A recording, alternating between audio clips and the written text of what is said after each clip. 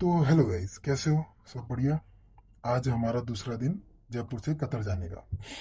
कल की वीडियो में आप लोगों को मैंने इतना कुछ तो बताया नहीं कि मैं, अब वैसे आप लोगों को पता है कि मैं कतर क्यों जाना चाहता हूँ। तो वो सब छोड़ते हैं, सबसे पहले मैं अपने बारे में बताता हूँ ढंग से। मेरा नाम रोहन है और मैं जयपुर में रहता हूँ।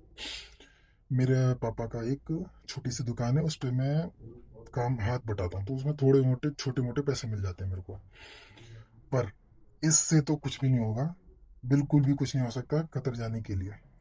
और कतर जाने के लिए कम से कम मेरे को पैसा चाहिए। एटलीस्ट जितना मैंने सोचा है, कम से कम 15 लाख तो चाहिए ही चाहिए, क्योंकि उसको लाना भी है और उसके जो बाकी सारी चीज़ें हैं उसको भी पूरा करना है। अब मैं आपको बताता हूँ जुगनू के बारे में। जुगनू नेपाल में रहती है। उसका रियल नेम अस्मिता है। ठीक है। सब, मैं किसी का असली नाम नहीं ले रहा हूँ। अस्मिता वो नेपाल में रहती है। उसने उतनी पढ़ाई वढ़ाई नहीं करी है। उसकी फैमिली कंडीशन अच्छी नहीं थी, इसलिए उसने शायद 9th या 10th में पढ़ाई छोड़ दी थी। पढ़ाई भी उसने खुद ही अपने पैसों से कमा वमा के करी थी। फैमिली कंडीशन की वजह से उसको अपने कहीं खेतों में काम करना पड़ता था, जो भी उसको करना पड़ता था, लेकिन कर कुरा के वो पैसे कमा के अपना खर्चा, घर का खर्चा भी निकालती थी। जो हमारी जुगनू है वो जयपुर अपने पापा से लड़के भाग के आई थी इधर।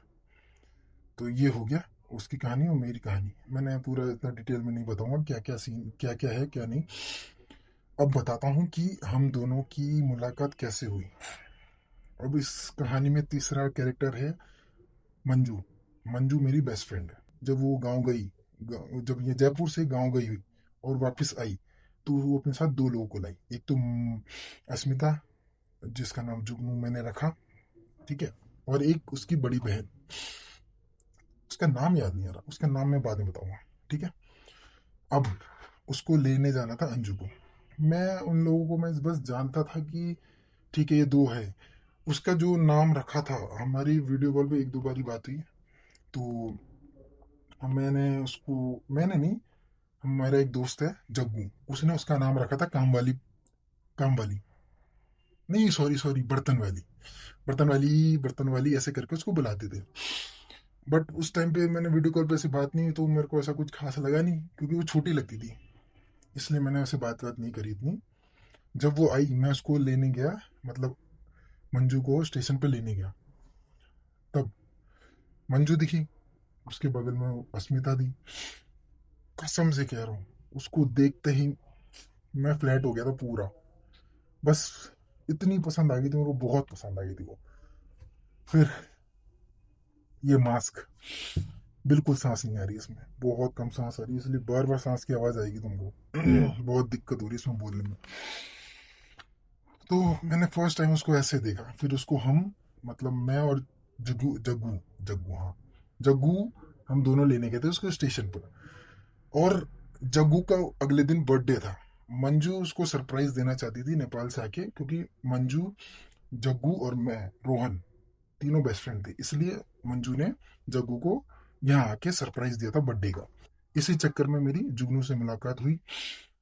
फिर बाकी सब चीज़ें मैं बाद में बताऊंगा। अब अगले एपिसोड में बताऊंगा सब चीज़ें, नहीं तो बहुत बड़ी हो जाएगी ये वीडियो।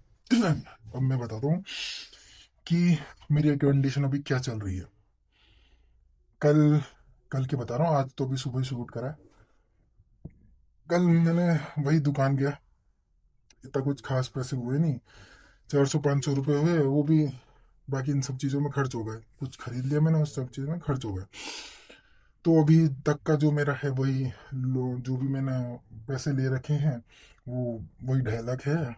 और 2.5 लाख में से अभी कुछ इतना कम हुआ नहीं है, और मेरी इनकम में कुछ वो भी नहीं हुआ है। तो अभी भी मैं ज़ीरो पे हूँ, और मेरा जो लोन अमाउंट, जो भी बोलो आप, मैंने जो कर्जा लिया वो अभी भी 2.5 लाख के करीब है। तो देखो, इस दुकान से तो मेरा कुछ नहीं होने वाला, ये इनसे सिर्फ मेरा खर्चा ही निकल सकता है। और इसमें भी मेरे बाइक के जो खर्चे हैं वो बहुत ज़्यादा है, तो पूरा उसके अंदर ही निकल जाता है, तो मेरे लिए कुछ नहीं बचता। तो मैं काम भी ढूंढ रहा हूँ कि मेरे को कोई अच्छा सा काम मिल जाए जिससे मैं सेविंग कर सकूँ। बट आई थिंक, मुझे लगता है कि 15 लाख जो मैंने सोचा है, इतना अमाउंट, उसके लिए तो इस सेविंग से कुछ नहीं होगा, कुछ भी नहीं हो सकता।